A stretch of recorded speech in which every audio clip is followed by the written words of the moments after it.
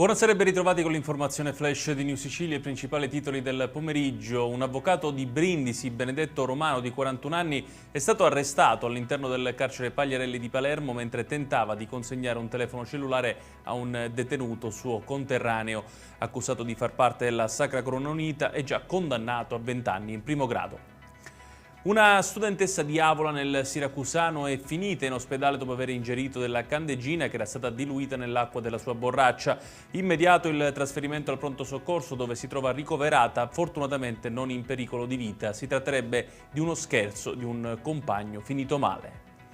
Posso comprendere la posizione di ogni sindaco che vuole assicurare alla propria comunità il migliore livello di assistenza, ma abbiamo ascoltato tutti i primi cittadini della regione. Così l'assessore alla salute Daniela Faraoni ha commentato la mobilitazione di alcuni sindaci del Palermitano che si sono espressi contro la nuova rete ospedaliera varata dal governo Schifani e approvata all'ARS.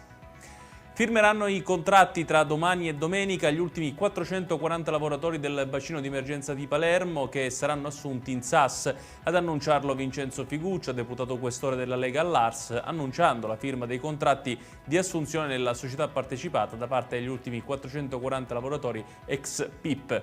E chiudiamo con il meteo. Nella giornata di domani in Sicilia si assisterà alla presenza di nubi sparse che si alterneranno ad ampie schiarite durante tutta la giornata, possibili deboli piogge in particolare sulla zona appenninica. Dalla giornata di sabato previsto un peggioramento, temperature in calo.